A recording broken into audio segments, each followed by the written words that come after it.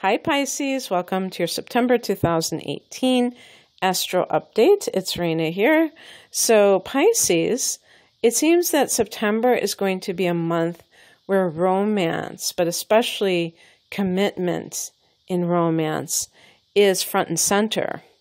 And this is because as the month begins, the sun, which is such a big influence, is traveling or transiting through your 7th house of committed partnership in the sign of Virgo, which is your opposite sign.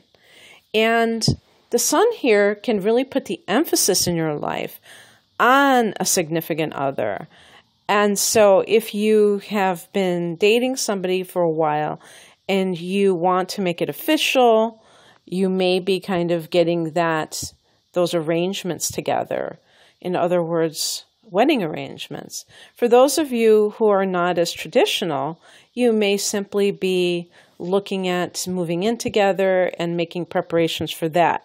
Because even if you have been dating somebody, seeing somebody for several years, when you move in together, even if you decide not to make it legal, there still is an adjustment. It still is a new phase in the relationship.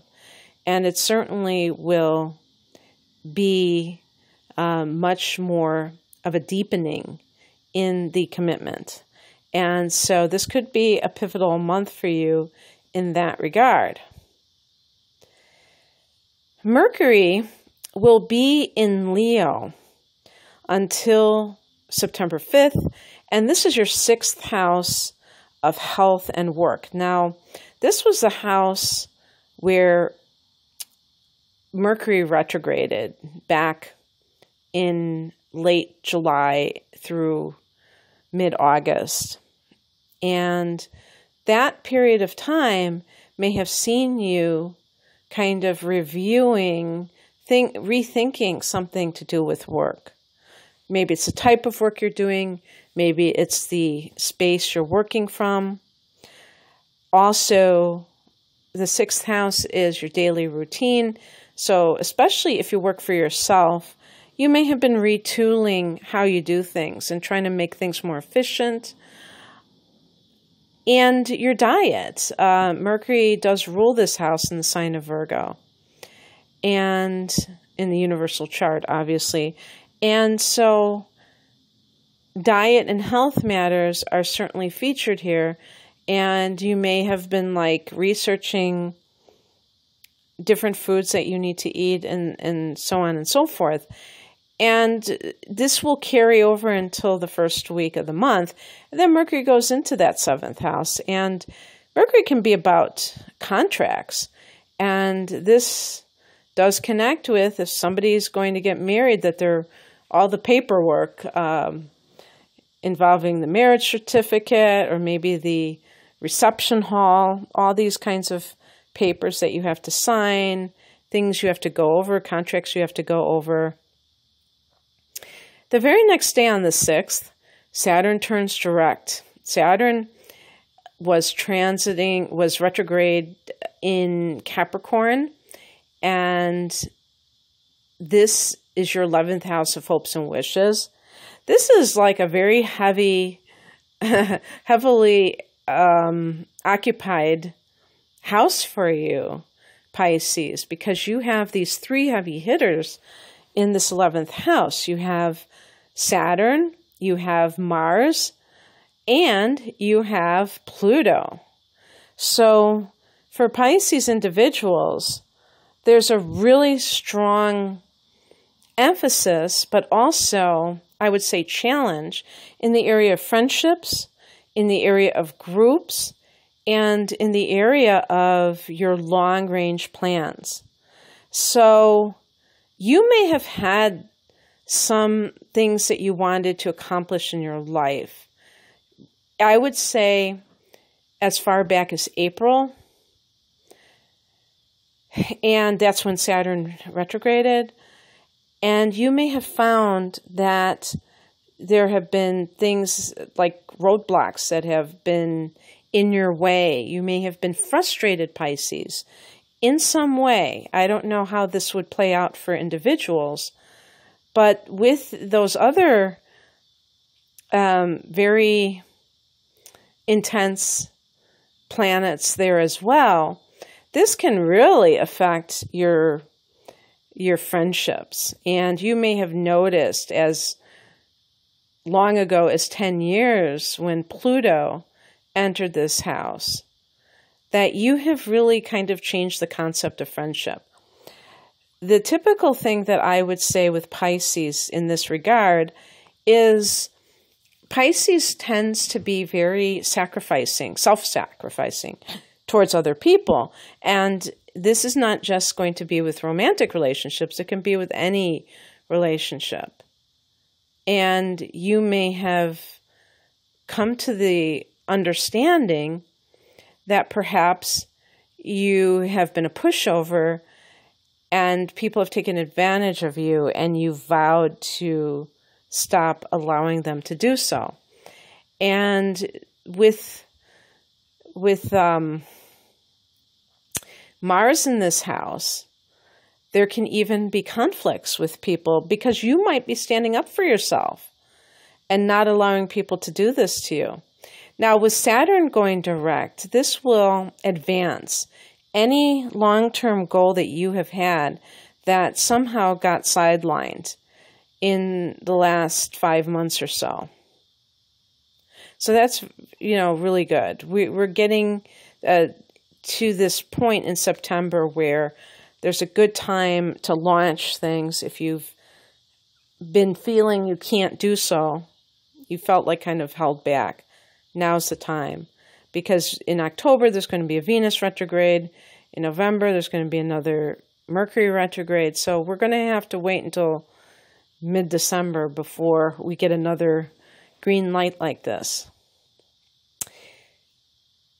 So on the 9th, this is an important day because we have a couple of things going on here. We have Venus, which has been in your 8th house in Libra, going into Scorpio in your 9th house.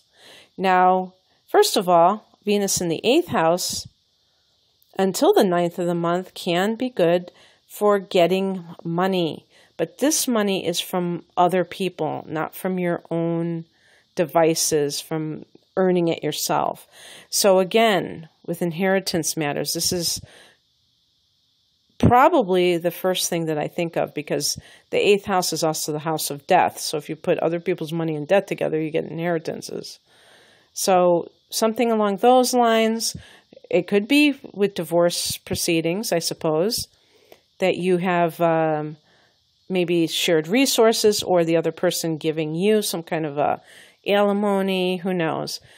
And so you have that going on. That could be a time for money, or if you are coupled with somebody, they may be getting a raise or something, and then you benefit from that in an indirect way.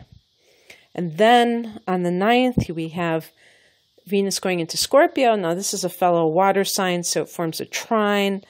The energy is easy flowing, and this is in the area of expansion.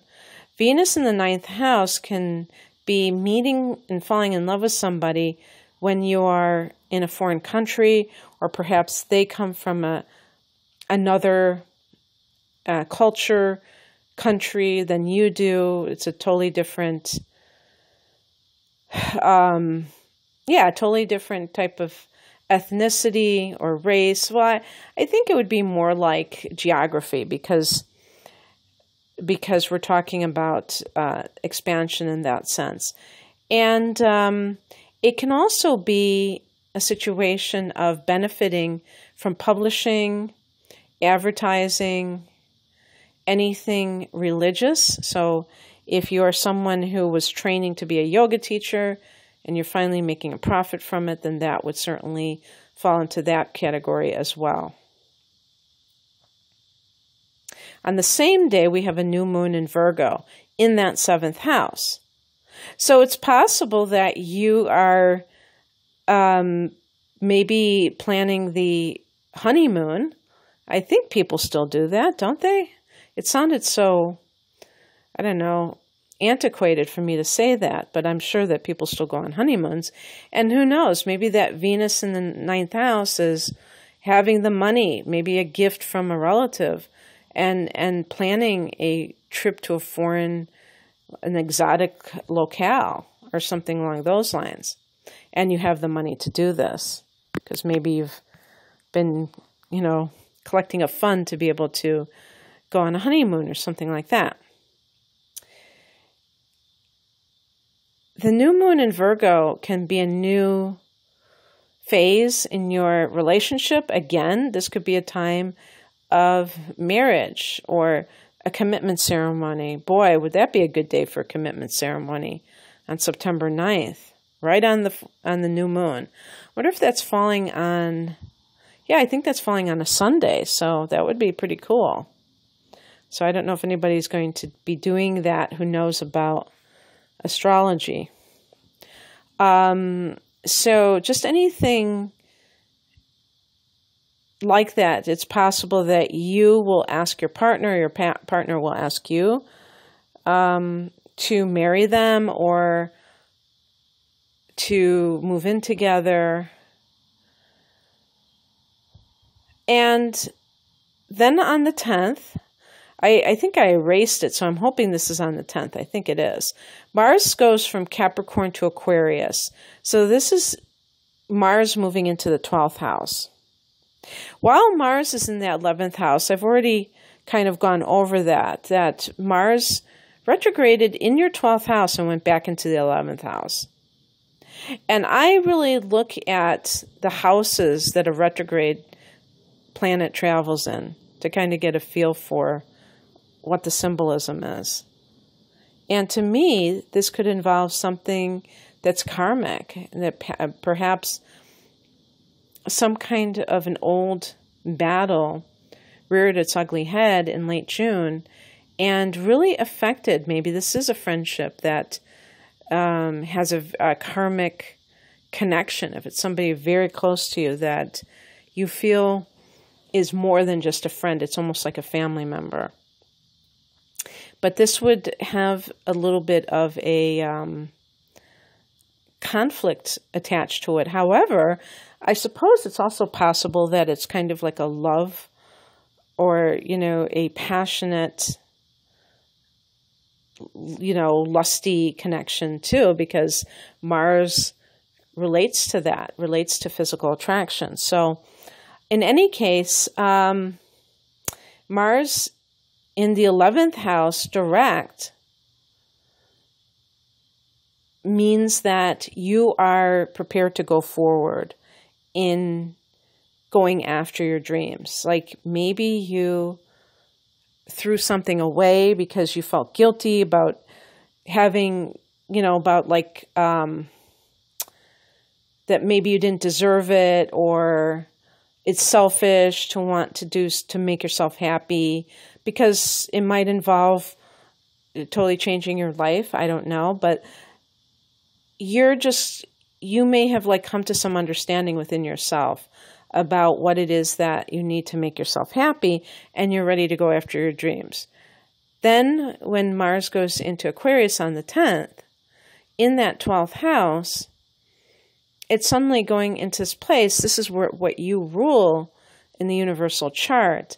But Mars is a very active planet and has nowhere to expend such outward energy. The 12th house is actually a passive place of diving within. And so you may feel kind of restless. Hopefully you know how to do yoga, because there are a lot of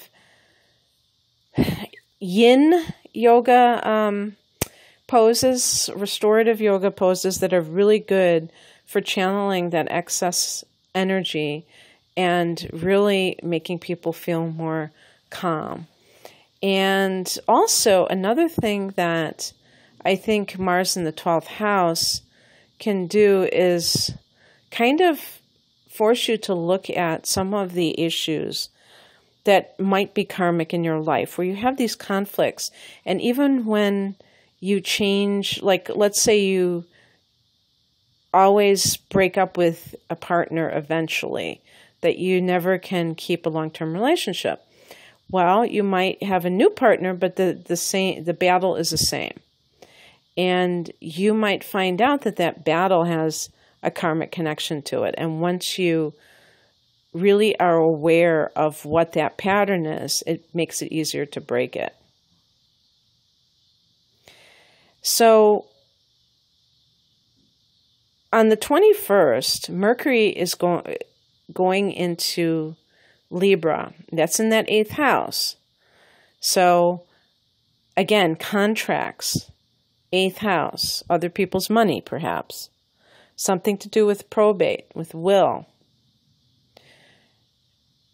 It can be a time of great psychic enhancement, because I always consider Mercury to be an extension of our consciousness. You know, whatever we think on a regular basis, this really can indicate the state of our consciousness. And as we know, there are different states of consciousness. Some people have a very high, more pure, more noble state of consciousness, and they are constantly thinking about spiritual matters, about nice things. We call that in yoga the mode of goodness, sattvic. And there's people that are thinking about their desires, and that is the mode of passion, rajasic. And then some people are very low consciousness, and they're almost like inert, tamasic, where they just don't have much thoughts at all. They're just kind of like zombies. So with this transit in the 8th house, you're going to be very deep. And Pisces people are very deep to begin with. You're old souls, but this could be very good for heightened psychic ability, and however that affects you. That might help you in some way with whatever choices you need to make, perhaps. It's great for research, Mercury in the 8th house. This is Scorpio's house, so digging below the surface, trying to get to the truth of a matter, uncovering secrets, yes, this is a good time for that. The very next day, the sun joins Mercury in that 8th house, and again, really focusing on the matters of the 8th house.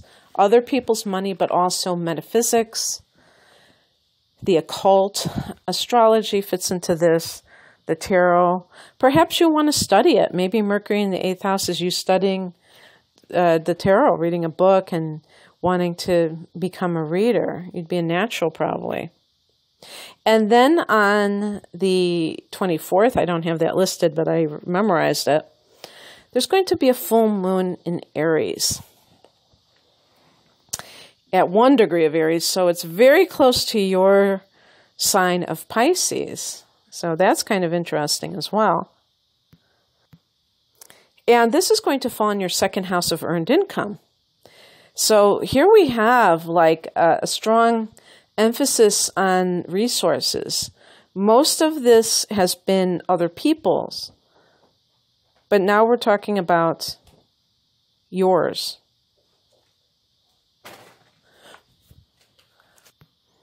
If you work in a way where you get paid irregularly, this could be a time when you get like back pay, retroactive pay, perhaps some kind of a bonus. Full moons are bringing things to culmination. So the end of an assignment, which was, I think that's what a contract we would say, or commission. It is possible that you will be ending a source of income. And this could be retirement. This could be that you quit someplace. I guess it's possible about getting laid off. But I think of, I just personally think of full moons as times of increase and very powerful times. So that could end the month for you in a good place financially, depending upon your circumstance, Pisces. Whew, well, that's what I have for you. it looks to be a very eventful month for all of us. And I hope that you enjoyed this. I want to say one thing, because I think that when Venus goes into your 9th house on September 9th, it's going to join Jupiter there. So there's something lucky. And Jupiter, of course, is direct in Scorpio. And Scorpio is a very fruitful sign. So I think that there's going to be some kind of luck, some kind of blessings that comes from those 9th house keywords, like foreign travel, perhaps anything related to, universities, whether you're teaching or learning at one, spiritual, religious studies. They're all favored for you in September. They could be lucky for you, or you could experience some luck around these matters. So if you'd like a private reading, Pisces, where I look at your particular chart, and this is based on the time of birth, so it's really, individualized. I have 2 different types of these readings, and I will link both of them.